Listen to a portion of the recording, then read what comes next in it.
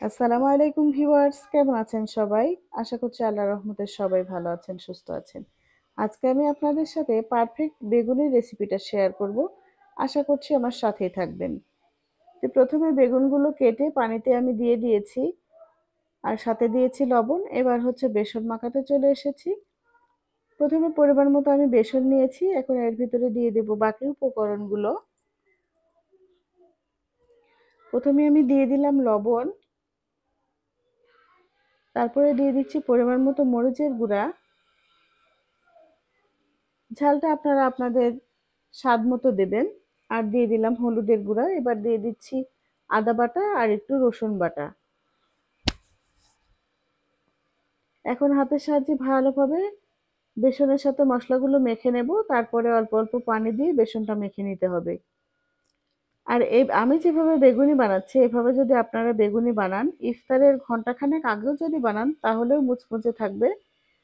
একেবারে পারফেক্ট বেগুনি হবে। আপনার বেগুনি খেয়ে সবাই আপনার প্রশংসা করতে বাধ্য হবে। তো হাতের সাহায্যে ভালোভাবে মেখে নিয়ে একটু বেকিং পাউডার, একটু কর্নফ্লাওয়ার দিয়ে দিলাম। এখন আবারও ভালোভাবে মেখে নিলাম। অনেকেই বলে যে বেগুনি এমনিতেই ফোলে। হ্যাঁ, এমনিতেই ফোলে, কিন্তু বেশিক্ষণ ধরে ক্রিস্পি রাখতে হলে কিন্তু আপনাকে অবশ্যই কর্নফ্লাওয়ার আর বেকিং পাউডার দিতে হবে। তাহলে বেগুনটা যেমন ফুলবে তেমনি হচ্ছে মুচমুচেও থাকবে। তো সবকিছু রেডি করে নিয়ে এবার ভাজতে চলে এসেছি। আর আপনাদের একটু দেখিয়ে দিচ্ছি যে কেমন হবে। এরকম করে একটা আঙ্গুল চুবিয়ে দেখবেন যে আঙ্গুলটা কোট করে নিয়েছে, তাহলে মনে করবেন একেবারে পারফেক্ট হয়েছে আপনার বেসন মাখা। এবার চুলাতে একটা কড়াই বসিয়ে দিয়ে তার ভিতরে পরিমাণ মতো তেল দিয়ে দিয়েছি। এবার বেগুনিগুলো একে একে দিয়ে এপাশ ওপাশ উল্টিয়ে ভেজে নিতে হবে। তো তেলটা প্রথমে গরম করে নিতে হবে, তারপরে চুলার আঁচটা একটু কমিয়ে দিয়ে এপাশ ওপাশ উল্টিয়ে ভেজে নিতে হবে।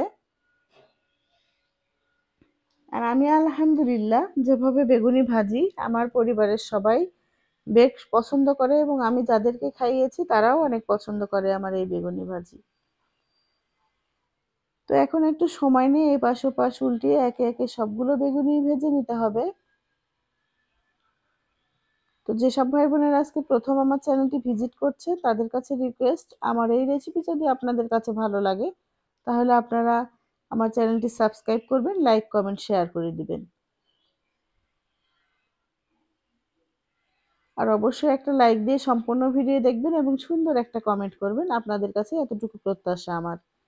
তো এই পাশে উল্টিয়ে আমি ভালোভাবে বেগুনিগুলো ভেজে নিয়ে আপনাদের দেখিয়ে দেব যে আমার বেগুনিগুলো কত সুন্দর হয়েছে।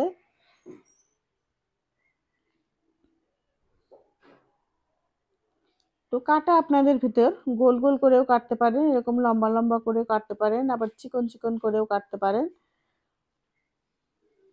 তো যেভাবেই কাটেন, আমি যেভাবে বানাচ্ছি এভাবে বেগুনি বানালে কিন্তু অনেক মুচমুচে থাকে, অনেকক্ষণ ধরে মুচমুচে থাকে, আর খেতে কিন্তু অনেক ভালো লাগে, অনেক টেস্টি হয়। আর আমার পরিবারের সবারই বেগুনি অনেক পছন্দ। তো আপনাদের একটু দেখিয়ে দেব আমার বেগুনিগুলো দেখতে কেমন হয়েছিল। আলহামদুলিল্লাহ আমরা কিন্তু সবাই তৃপ্তি করে খেয়েছি এরকম করে বেগুনি ভাজি। তো সাথে থাকার জন্য আপনাদের অনেক অনেক ধন্যবাদ। আসসালামু আলাইকুম।